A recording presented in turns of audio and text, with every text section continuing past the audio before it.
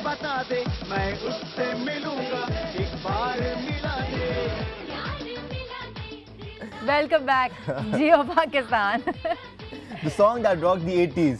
कितना मशहूर हो गया था ये गाना पूरी दुनिया में, आज तक मशहूर है। आज तक बस इट्स अमेजिंग, मतलब शायद ही कोई गाना होगा। जी, लेकिन ये एक बड़ा स्पेशलिटी है इनकी कि पहले फनकार हैं, पहले सिंगर थे जो हिंदुस्तान में मशहूर हुए, और जो इनकी पजीराई हुई है वहाँ तो बेपनाह, वो आज तक लोग वहाँ भी याद करते हैं। और इंडिया में 15 मिलियन कॉपीज माशाल्लाह बिकी थी इस एल्बम की। अब तो करोड़ों में इसके अगर हिसाब लगाए तो ज़ाहिर है अभी नया जो ये बस इसकी इस तरह से सेल हो रहा है कि लोगों को तो ज़ाहिर है हर एज फैक्टर के लोगों को, आज की जो जनरेशन है 3 जनरेशन से माशाल्लाह से अल्लाह की रहमत से ये गाना इसी तरह पॉपुलर है।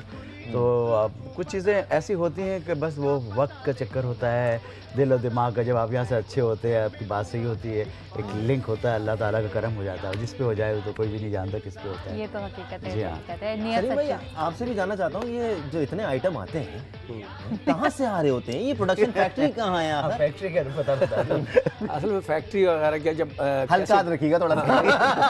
नहीं, एक छोटी घर में इसने भी लगाई हुई है, ये एक्चुअली बड़े पैमाने पे मेरी प्रोडक्शन छोटी करना सी चाह रहा है। फैक्ट्री है, मैसिव सी। फैक्ट्री बड़ी है थोड़ी। चले अल्लाह करे वो कारखाना बन जाए फैक्ट्री। सर कैसे बनेगी? लोड शेडिंग इतनी होती है, बिजली नहीं है। हाँ जी, लोड चलाऊंगा शेडिंग कहाँ से? बस लोड शेडिंग के तो ऑल्टरनेटिव रिसोर्सेज बात दरअसल ये है कि ये सब लोड शेडिंग जब होती है तो जब आप तनहा होते हैं, दुनिया में अंधेरा होता है, तो आपके पास कोई ना कोई आमद आ जाती है। तो फैक्ट्री क्या, कुछ पढ़ के कुछ देख के ऑब्जर्वेशन होती है सारी, फिर आप जब आप मेहनत करें, जब आप कोशिश कर रहे हो कि मुझे कुछ नया करना है, तो कुछ ना कुछ आ ही जाता है। तो अक्सर तो ये समझ लें कि ख्वाबों में भी आमद होती है। तो कोई आमद सुनाए ना, आमद लोग बड़ी फरमाइशें आ रही है, ये कुछ सुना दे, भाई बैठे कुछ सुना भी दे। अब अक्सर होता ही है कि पढ़ के कोई चीज़ कोई टच ले लिया, और उसमें फिर मैंने जैसे एक स्टोरी लिखी थी गूंगे लड़के की कहानी, तो वो बड़ी कॉपी हुई हिंदुस्तान में, हमारे लड़कों ने करके बड़े हिट हुए। क्या हो रिया वाला आइटम, ये कॉपी, एक ठकाठक वाला आइटम, तो हमारे बहुत सारे जूनियर फनकार मुझसे पहले इंडिया पहुंच गए, तो उन्होंने वो कहाँ वहाँ कर दी, लेकिन फिर बाद में मैंने कर दिया। हाँ जी। तो ये एक बड़ा चक्कर होता है कि पिछले 2-3 साल से ना मैं बड़ा डर गया हूँ कि जो काम नया है वो सामने नहीं ला पा रहा, कि बड़े प्लेटफॉर्म से लेकर आऊँगा, ताकि वरना ये भी कॉपी हो गया, यहाँ फंक्शन में सुन लिया। तो वो होता ही है कि इनके नए आइडियाज़ ये कहीं सुना देते हैं, वहाँ और भी लोग होते हैं, वो फिर उठाकर ये कम सुना रहे थे वो ज़्यादा सुना। फंक्शंस में परफॉर्मेंस एक बहुत बड़ा किरदार अदा करती है कॉमेडियन की लाइफ में। क्योंकि बेसिकली तो मैं एक स्टैंड अप कॉमेडियन हूँ। बिल्कुल। तो यहाँ मैं करता रहा हूँ, और बेशुमार कैसेट एल्बम यहाँ भी होती रही हैं, फिर वो एल्बम में रिकॉर्ड थी, और उन्होंने वहाँ जाके वो कैसेट पूरी यहाँ से ले जाते थे, वहाँ भी सुनाते थे, और आर्टिस्टों को भी बताते थे, खुद भी करते थे। तो बेशुमार आर्टिस्ट हिट हुए। वो स्टोरी तो शाहरुख, आपकी स्टोरी सुनते हैं कॉल आ गई है, वो ऑस्ट्रेलिया से कॉल आई हुई है, तो इसलिए उनको ज्यादा होल्ड नहीं कर सकते, वहाँ पे भी आपके फैन है जी। अस्सलाम वालेकुम अस्मा। अस्सलाम वालेकुम। जियो पाकिस्तान। अस्मा, आज थोड़ी सी डाउन लग रही हैं आप। क्या? आज आप थोड़ी सी डाउन लग रही हैं, थोड़ी सी सैड हैं क्या? अच्छा, जियो पाकिस्तान। ये ठीक है ना। और अस्मा क्या पूछ रहे हैं? माशाल्लाह आपके मेहमान बहुत अच्छे हैं, हसन जहांगीर और Salim Afridi. Thank you. Programme is going awesome. Australia का जिक्र हुआ था तो मैंने सोचा क्यों ना कॉल करके शामिल हुआ जाए प्रोग्राम में। जबरदस्त। W11 देखी थी आपने वहाँ पर? सॉरी, W11 देखी थी आपने वहाँ पर, जो बस चलाई थी ऑस्ट्रेलिया में उन्होंने? जी हाँ, मेलबर्न में। जी जी जी जी जी। आज उसके बानी बैठे हुए हैं यहाँ। तो सवाल करना चाहेंगी? हसन जहांगीर से सवाल करना था कि ये ग्लासेस पहनने का कोई खास रवाज चला हुआ है, या कोई ट्रेंड है, फैशन है, या कोई वजह है? अच्छा, अच्छी, गुड क्वेश्चन। आपने मेरा स्टाइल है। Thank you Asma, thank you Asma, आपको जवाब मिलता है अभी। ये अपनी तरह की एक W11 है, जो उसका फ्रंट शीशा है। देख लें, उन्होंने ये पूरा फेस बनाया हुआ है।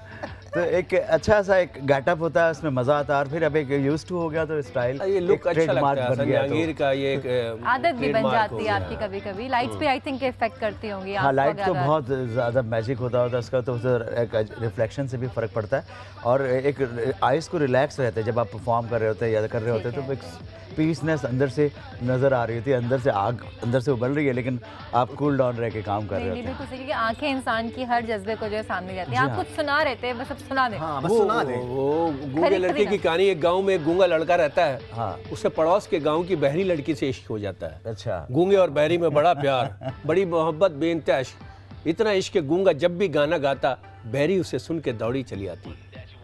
गूंगे और बैरी का इश्क खेतों में परवान चढ़ता रहा, दोनों दुनिया की नजरों से छुप छुप कर खेतों में मिलते रहे। अच्छा, बैरी का एक चचा अंधा होता है। हाँ, मैं वही कहने वाली थी, अंधा भी होगा। एक दिन इन दोनों को खेतों में देख लेता है। अंधा चचा जैसे ही देखता है उसकी बैरी भतीजी गूंगे से इश्क फरमा रही है खेतों में, वो दौड़ता हुआ गांव में जाता है बैरी के माजूर बाप की तरफ।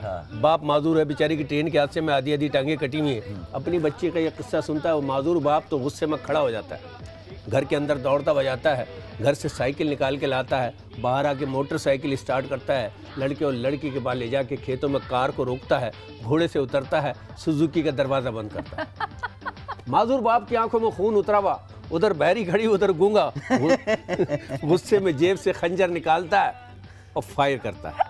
क्या हो रही है, ये क्या हो रही है? जैसे ही फायर करता है पिस्तौल में से तीर निकलता है। ये क्या हो रही है? लड़का और लड़की खड़े हैं, तीर सीधा खुसरे के सीने में लगता है। मुझे सनी देओल की कोई फिल्म लग रही है। उन दोनों की चीखें, उधर से पुलिस की मोबाइल आती है, सारे पुलिस वाले एम्बुलेंस से उतरते हैं, फिर लड़के और लड़की को बस में डालकर ठेले के जरिए हॉस्पिटल ले जाते हैं। हॉस्पिटल से करते हैं ट्रेन सीधा एयरपोर्ट। वाह वाह। एयरपोर्ट से पानी के जहाज में बिठा के हैदराबाद। वाह वाह। हैदराबाद में गूंगे को उसका एक अंधा दोस्त मिलता है, अंधा तो होता है मगर वो गंजा भी होता है, नाक उसकी खानदान में कट चुकी है, दोनों हाथ शुरू से नहीं है और टांगे तो पैदाइशी थी नहीं। तो आप सोचेंगे बच्चा क्या, फ्रिज में 1.5 किलो गोश्त पड़ा हुआ था। 1 साल बाद उसके यहाँ लड़का होता है, वो लड़का बड़ा होता है, डॉक्टर है, उसकी पंचर की दुकान है। यार ये डॉक्टर है, पंचर की दुकान है। हाँ जी, वो चले जाता है बादशाह की तरफ, बादशाह का पान का खोखा चूना लगा रहा है। तो ये एक अजूबा आइटम था, उसको बड़े संजीदा लोगों ने भी डिफरेंट है ना, जहाज पे गया पानी की एक फिल्म भी आई थी, यूनिक है, अपनी नौइयत का एक इकलौता आइटम। इसका थोड़ा सा टोटा शाहरुख खान ने अपनी एक फिल्म में सुनाया है, वो जावेद शेख भी थे, कौन सी फिल्म थी उसमें, तो वो तो ये एक बड़े क्रेडिट की बात है। बल्कि हमारे मेरे तो कुछ डायलॉग पारेश रावल, गोविंदा वगैरह ने भी काफ़ी ज़्यादा कॉपी किए। बिल्कुल बहुत। और आप क्रेडिट दिया जाता है? नहीं, कौन देता है वो, अगर बताएंगे तो बचेंगे नहीं। अभी हमारे यहाँ का एक सिंगर का किसी का गाना था, ऑन करने की कोशिश की, आपने बताया कि ये हमारे जोक्स हैं, हमने ये उनको पता है उनको। हाँ जी, हाँ मेरे जी, ख्याल से आप बताएंगे तो वो उसको ऑन कर लेंगे। नहीं पता है, इज्जत भी करते हैं वो, लेकिन ऑन एयर कोई बात ऐसी नहीं करते। जैसे मैंने रहीम शाह का एक गाना था, तो वो एक अल्ताफ राजा ने गाया था, तो फिर वो बड़े डिटाई से कह रहा था ये मैंने जो लिखा है तो, और फिर मैंने जो धुन बनाई है, तो वो तो ऐसे भी लोग हैं वो। लेकिन अब इन बिटवीन इंडिया एंड पाकिस्तान एक कॉपीराइट एक्ट आया हुआ है, तो अब ये पायरेसी पहले बहुत हुई है ना, तो अब मेरे करोड़ों कैसेट बेच के और लोगों ने स्टूडियो बनाया, दिखाया मुझे, सब लेकर गए, लेकिन तो अब उस वक्त कोई सिस्टम नहीं था। लेकिन अब एक राइट सिस्टम आ गया, तो अब आप देखें कहीं पे भी किसी की पायरेट चीज़ें आप नहीं सेल कर सकते। Is a very good thing, Pakistan India सबके लिए अच्छा हो रहा है। मुझे अब मुझे और हसन जहांगीर को दोनों को लॉस हुआ है उस दौर में बड़ा, क्योंकि मेरे भी एल्बम वहाँ 5-6 कंपनियाँ कॉपी करके वहाँ रातों रात, यानी सुबह यहाँ रिलीज हुआ है, शाम को हिंदुस्तान में बिक रहा है। अच्छा हसन, आप लाहौर कह रही हूँ, आप इंडिया गए, अब इंडिया में आपके आगे और कौन कौन से प्रोजेक्ट? वो फिल्म और एल्बम के बारे में हम जो बात कर रहे थे उसमें डिटेल, उसके अलावा भी कुछ है? अभी इंडिया में बहुत सारे काम हो रहे हैं, और जैसा कि आपको पता है कि in between India and Pakistan Geo ने एक अमन की आशा का भी ट्रेंड चला है, और इस पर बड़ा काम हो रहा है इसके लिए। और इसमें भी जो लोग करंटली इस पर काम कर रहे होते हैं, जिनकी डेप्थ है वहाँ, तो वो इंडियंस भी चाहते हैं कि वो पाकिस्तान में आए और अपने पीस हारमोनी के लिए काम करें। इसी तरह पाकिस्तान से जियो ये काम कर रहा है कि हारमोनी पीस के लिए बिल्कुल नहीं, हम लोग तो बहुत कोशिश कर रहे हैं, दोनों तरफ से ये कोशिशें हो रही हैं किस तरीके से ताल्लुकात जो हैं वो बेहतर हो सकें।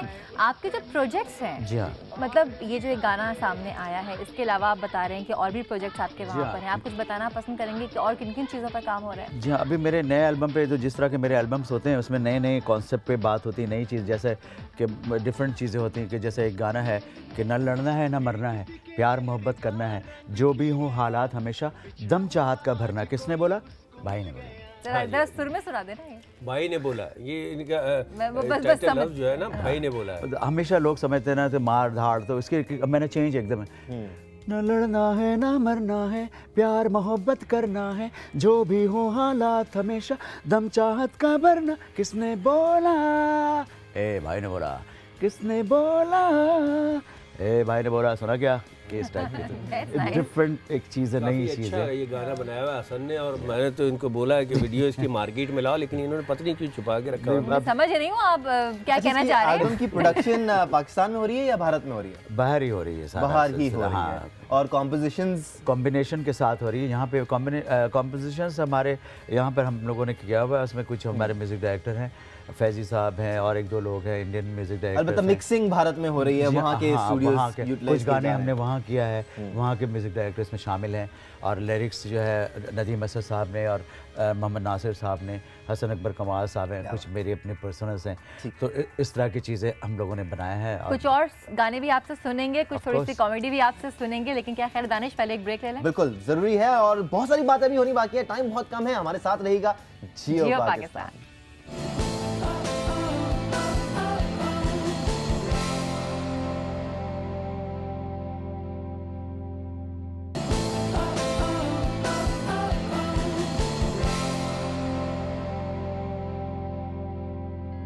Welcome back Geo Pakistan. सलीम आफरीदी और हसन जहांगीर हमारे साथ मौजूद हैं। आप लोगों के लिए मैसेज भी आ रहे हैं। आमिर हमीद ने मैसेज किया है, मियां नुमान सगीर ने मैसेज किया, वो कह रहे हैं father of W11 is here. Very nice.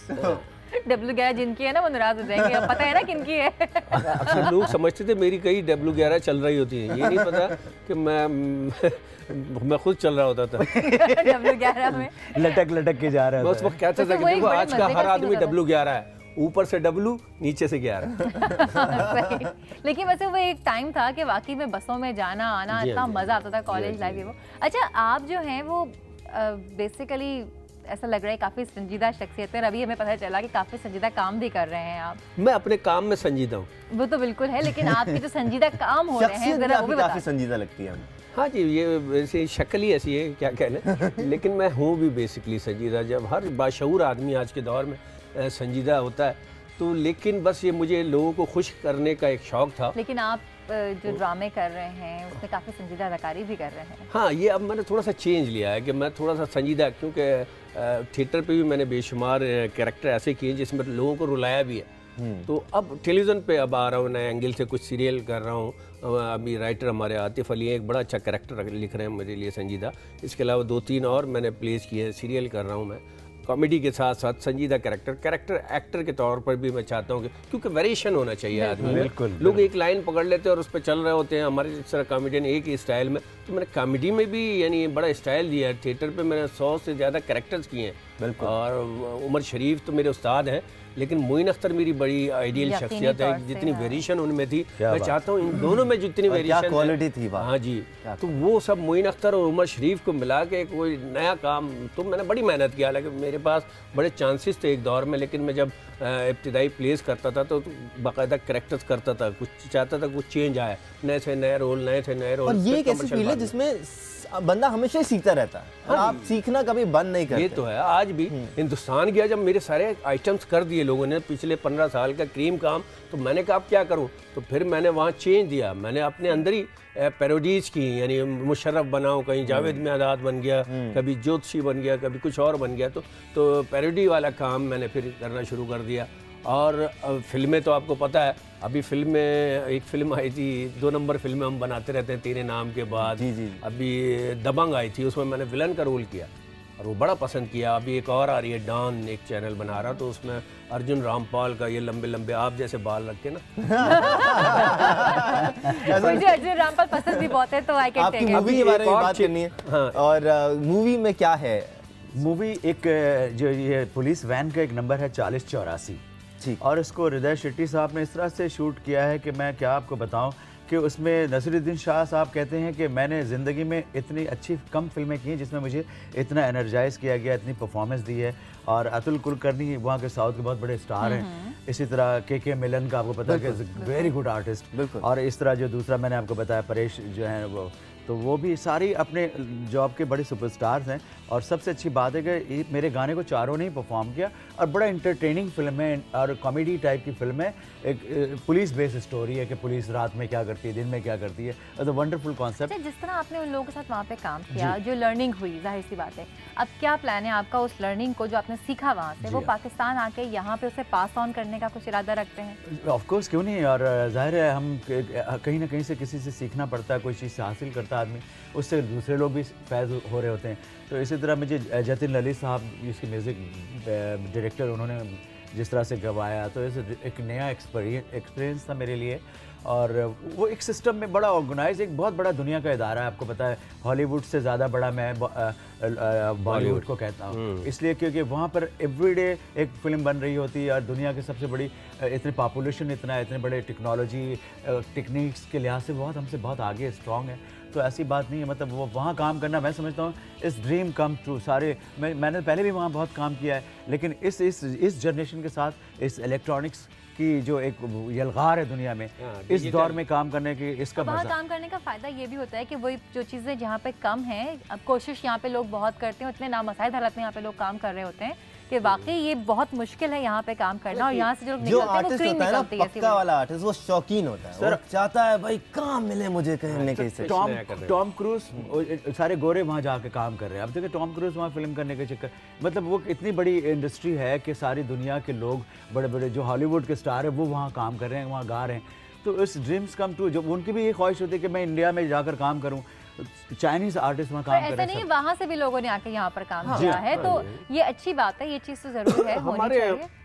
थोड़ा सा वो पुराना ख्यालात के लोग, फिल्म एक्टर, ये फिल्म डायरेक्टर, फला वो माहौल, ये वो और ये, लेकिन 60% रेवेन्यू भारत को लॉलीवुड दे रहा है या बॉलीवुड दे रहा है वहाँ का। तो हमारे यहाँ भी लॉलीवुड को तरक्की दी जा सकती है, थोड़ा सा अहमियत देखे, और हम अपनी तो कोशिश कर रहे हैं। और कोशिश भी बहुत हो रही है, संजीदा काम भी है, चैनल्स बहुत काम कर रहे हैं। चैनल्स जब आप आए हैं, चैनल्स ने बड़ा इसमें मेजर रोल अदा किया है इलेक्ट्रॉनिक्स मीडिया ने, वरना फिल्म इंडस्ट्री में तो ज़ाहिर कौन क्या करके गया यहाँ पर पता नहीं चला। लेकिन जब से वो टेलीविज़न पे जो ड्रामेज वगैरह आए हैं, वहाँ से यहाँ के में कंपाइल होकर काम हो रहे हैं कॉम्बिनेशन के साथ, is a very good thing. मैं समझता हूँ अभी भी बहुत सारी बातें करनी बाकी हैं, लेकिन टाइम पूरा हो गया है, तो लग ही नहीं रहा कि हम लोग इतनी देर बैठ के बात कर चुके हैं। एक आइटम आप दोनों की तरफ से आ जाए। सलीम साहब, आइटम तो क्या ये कि कोशिश करें कि मैं कोई और अच्छा काम, बेहतर, यानी अभी भी बेहतर से बेहतर की तलाश में हूँ। और दूसरा मैं एक आपको और इतला दे दूँ, मैं अब एक और चेंज ला रहा हूँ। हम यानी हिंदुस्तान में, पाकिस्तान क्या सारी दुनिया के काम की रिसर्च करके फिर वो अपना काम निकाल रहे होते हैं। तो हमारे यहाँ भी पुराने बड़े काम हैं। मैं भी एक रंगीला और मुनव्वर ज़रीफ की फिल्म रिमिक्स कर रहा हूँ, और वो हमारे प्रोड्यूसर है जाहिद शाह, डायरेक्टर हैं, वो उसे डायरेक्ट करेंगे, वो लाएंगे। लेकिन मैं थोड़ा सा आपको एक जावेद मियादाद की कॉपी, अगर बिल्कुल जावेद भाई, तो जावेद मियादाद का एक बड़ा आइटम किया था मैंने उसमें। सर इन्हीं से उठा लिएगा आप। हाँ मैं इनको उठा लूँ। जल्दी से लास्ट मिनट आप ये पूछे जावेद मियादाद साहब, आपका नाम ये कैसे पड़ा? जावेद भाई आपका नाम किस तरह पड़ा? असल में जब मैं पैदा हुआ तो बहुत छोटा सा था तो मुझे पता ही नहीं कब मैं कहाँ पढ़ा हुआ था, कौन नाम रखा, किसने रखा। लेकिन जब थोड़ा बड़ा हुआ तो मुझे पता चला मेरा नाम जावेद है। फिर और बड़ा हुआ तो मेरी शादी हो गई तो मैं मियाँ हो गया। फिर जब मैंने छक्का मारा तो उस पर दाद मिलनी शुरू हुई, तो फिर जावेद मियादाद इस तरह मेरा नाम पढ़ना शुरू हो गया। ठीक है, अब दिल आप जो तोड़े उससे लाइफ में कभी ना मिलो, हटो बचो दिल जो दुखाए ऐसी बातें कभी ना कहो, हटो बचो। सिनी मिनी मिनी सिनी हिट सॉन्ग वो, सिनी मिनी मिनी सिनी सारे गाए जो, सिनी मिनी मिनी सिनी वेरी गुड वो, सिनी मिनी मिनी सिनी जिसला वो, आराम से इत्मीनान से इजी होके काम से, परफ्यूम लगा कर किट शिट करके थोड़ा पहले शाम से, सब दोस्तों में जाइए और खूब मजे उड़ाइए, रूठे न कोई आपसे सबका दिल बहलाइए। प्यारा दिल दिल दिल मामा पापा का दिल, प्यारा दिल दिल दिल प्यारे बच्चों का दिल, प्यारा दिल दिल दिल वाइफ हस्बैंड का दिल, प्यारा दिल दिल दिल सारा बहनों का दिल। दिल जो तोड़े उससे लाइफ में कभी ना मिलो, हटो बचो दिल जो दुखाए ऐसी बातें कभी ना कहो, हटो बचो। सिनी मिनी मिनी सिनी हिट सॉन्ग वो, सिनी मिनी मिनी सिनी सारे गाएं जो, सीनी मिनी मिनी सीनी वेरी गुड वो, सीनी मिनी मिनी सीनी जिसे लव, आराम से इत्मीनान से इजी होके काम से, परफ्यूम लगा कर किट शिट करके थोड़ा पहले शाम से, सब दोस्तों में जाइए और खूब मजे उड़ाइए, रूठे न कोई आपसे, सबका दिल बहलाइए आराम से। ये जिस तरह आप मुझे कह रहे हैं मैं संजीदा और कॉमेडी कर रहा होता हूँ, इसी तरह या हसन जहांगीर घर में मेहदी हसन के गानों पे प्रैक्टिस कर रहे होते हैं। चलिए जाते जाते हमारे साथ एक दफा जोर से बोल दीजिए जियो पाकिस्तान।